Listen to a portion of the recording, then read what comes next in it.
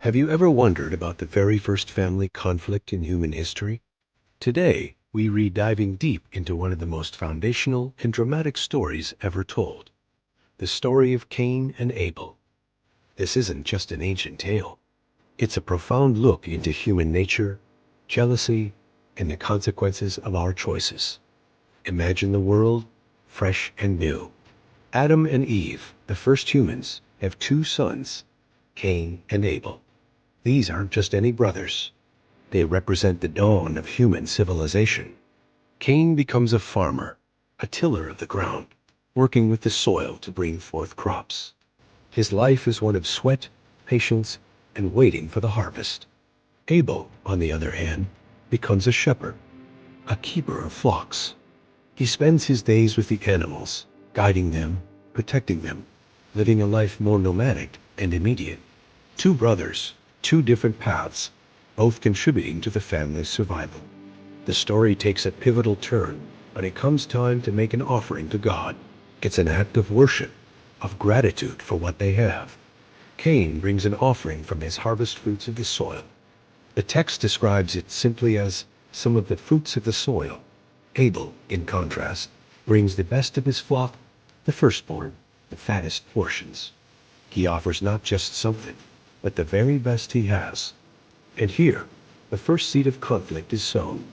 God looks with favor on Abel and his offering, but on Cain and his offering, he does not.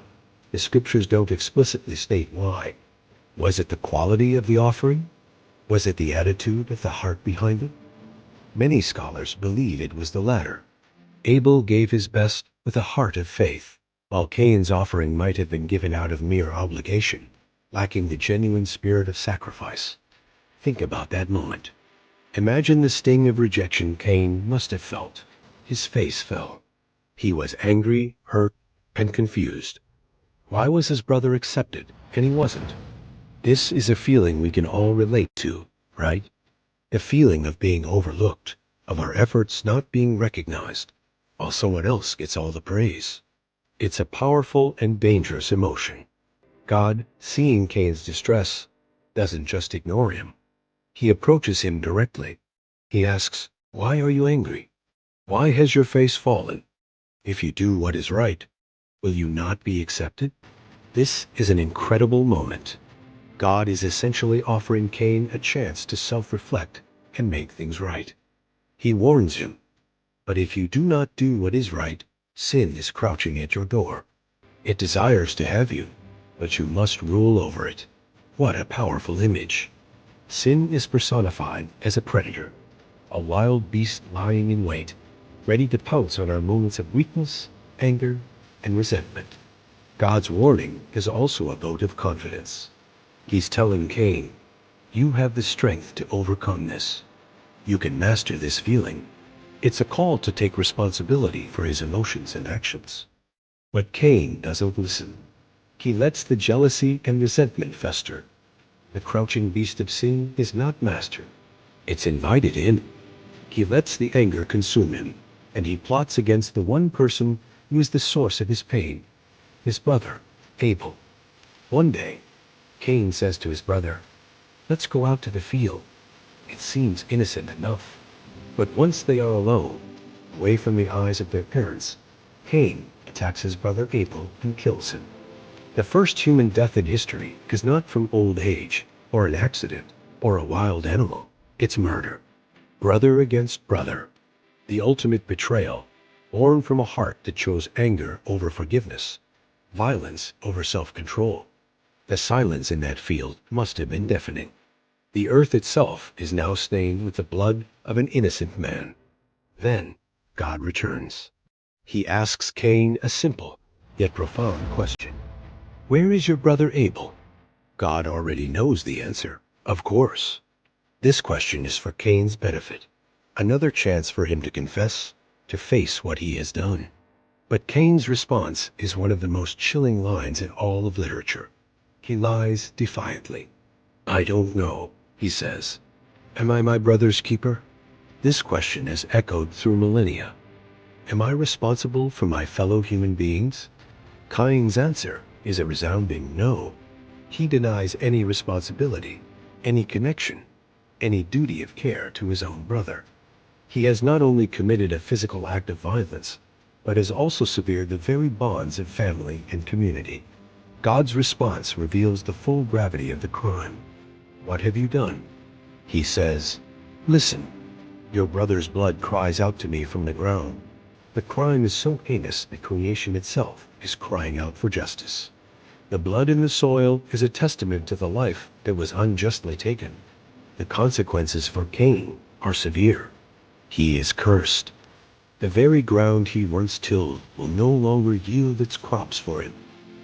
He is to become a restless wanderer on the earth. His connection to the land, to his profession, to his home, it's all severed. He is alienated, cast out. His punishment fits the crime. He broke the bond with his brother, so now he is broken from his community and his livelihood. Cain finally seems to grasp the magnitude of his actions. He cries out, my punishment is more than I can bear. He's afraid. As a wanderer, he'll be vulnerable. He fears that whoever finds him will kill him.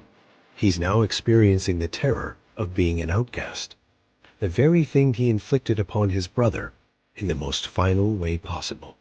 But here, in this dark moment, we see a glimpse of God's mercy, even for a murderer. God puts a mark on Cain, not as a sign of shame, but as a sign of protection.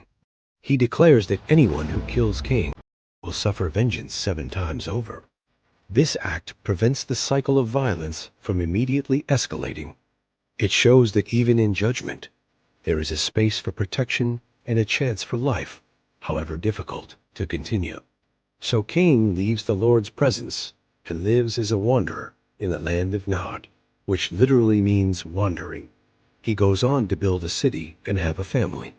Human civilization continues, but it now carries the scar of this first murder. The story shows that Cain's lineage becomes known for its own violence and arrogance, a ripple effect from that one terrible choice in the field. So what can we take away from this ancient and tragic story? It's a powerful lesson about the destructive nature of jealousy and anger. It shows us how quickly these emotions can spiral out of control if we don't confront them. God gave Cain a choice, a chance to master his feelings, but he refused. It also raises that timeless question, am I my brother's keeper? The story of Cain and Abel suggests a clear answer. Yes, we are. We have a responsibility to one another. Our actions, especially those driven by negative emotions, have consequences that ripple out and affect everyone around us. This story forces us to look inward. How do we handle rejection or failure? Do we let jealousy poison our hearts? Or do we seek to do what is right? When we feel that beast of sin crouching at our door, do we have the courage to master it? The tale of Cain and Abel isn't just a grim story of the past. It's a mirror held up to our own hearts, reminding us that every day we have choices to make, choices between love and hate, responsibility and denial, community and isolation. It is a foundational narrative that continues to challenge and teach us about what it means to be human. Thank you so much for joining me on this deep dive today.